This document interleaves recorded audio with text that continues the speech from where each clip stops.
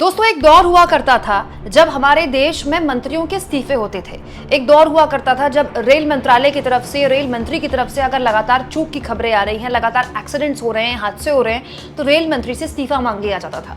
और आज एक ऐसा दौर जिसमें लगातार ट्रेन एक्सीडेंट्स की खबरें आ रही हैं, रेल हादसों की खबर आ रही है। इस्तीफा तो छोड़िए, वो रेल मंत्री मोदी जी के चहेते बने हुए हैं, इतने कि एक बार फिर से उनको रेल मंत्री बना दिया गया। दोस्तों बहुत ही ज्यादा दुखद एक दुर्घटना सामने आई है। पश्चिम बंगाल के न्यू जलपाईगुड़ी में भीषण ट्रेन हादसा हुआ है। मालगाड़ी ने सियालदह जाने वाली कंचनजंगा एक्सप्रेस को पीछे से टक्कर मार दी। आप सोचिए, अभी तो जाड़े भी नहीं है कि धुंध की वजह से नहीं दिखा होगा। और ये कोई पहला मामला नहीं है। पिछले एक साल में, जी हाँ दोस्तों, पिछले एक साल में 7 ट्रेन हादसे हो चुके हैं। आप गिनते जाइए, मैं आपको तस्वीरें दिखा रही हूँ। बालासोर इतना भीषण ट्रेन हादसा था, 296 लोगों की यहाँ जान गई थी, करीब 300। मोदी जी को खुद जाना पड़ा था दुर्घटना स्थल का जायजा लेने के लिए। इसके अलावा दोस्तों विजयनगरम में भी अभी एक साल पहले 29 अक्टूबर 2023 में ट्रेन हादसा हुआ था। 14 यात्रियों की यहाँ भी जान गई थी, कई लोग घायल हुए थे, 50 से ज्यादा लोग घायल हुए थे। इसके अलावा दोस्तों जामताड़ा की खबर तो इसी साल की है, 28 फरवरी 2024 की। यहाँ 12 लोगों की जान चली गई थी। बक्सर में एक साल पहले हादसा हुआ था 2023 अक्टूबर में, यहाँ 4 लोगों की मौत हुई थी और करीब 60 से 70 लोग घायल बताए गए थे। और दोस्तों ऐसा ही एक हादसा नई दिल्ली में भी हुआ था। इसके अलावा दोस्तों गमरिया झारखंड में भी ऐसा हादसा हुआ था जिसमें 4 लोगों की जान गई थी। फतेहगढ़ साहिब में ऐसा हादसा हुआ था जिसमें 2 जून 2024 में ऐसी घटना सामने आई थी। लेकिन उसका नतीजा क्या हुआ?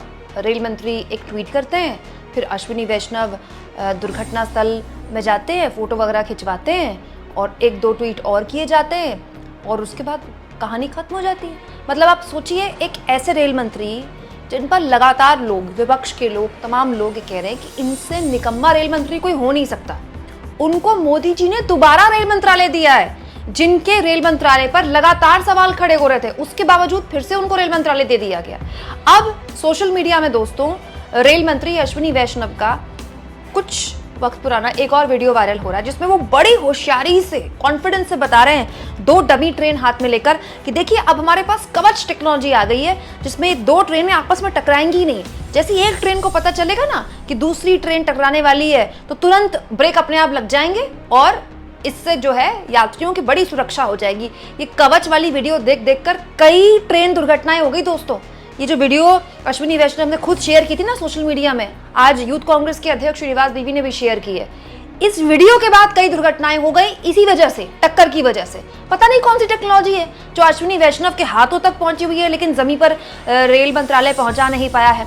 बड़ा सवाल यह है दोस्तों कि जिस देश में लाल बहादुर शास्त्री ने रेल मंत्री रहते हुए एक रेल हादसे पे खुद नैतिकता के आधार पर जिम्मेदारी ली और इस्तीफा देने को तैयार हो गए, इस्तीफा दे दिया था।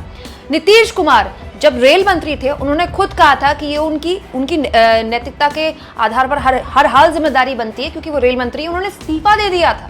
सोचिए, आज रेल मंत्री से अगर आप इस्तीफे की मांग कर लें तो आपसे क्या कहा जाता है कि आप पॉलिटिक्स कर रहे हैं। एग्जैक्टली यही बात शिवसेना की सांसद प्रियंका चतुर्वेदी ने भी बोली कि अगर अब इस मामले में हम कह दें कि अश्विनी वैष्णव इस्तीफा दें या सरकार से सवाल पूछ ले जाए तो हमसे कहा जाएगा कि आप राजनीतिकरण कर रहे हैं। अब इसमें राजनीतिकरण क्या होगा? इसमें जवाबदेही किसकी बनती है? आप सोचिए, मतलब मोदी जी को अश्विनी वैष्णव में ऐसा क्या दिखता है, ऐसी कौन सी खूबी है अश्विनी वैष्णव की कि लगातार जिस शख्स के रेल मंत्रालय संभालने के बाद रेल की बुरी दुर्गति हुई है।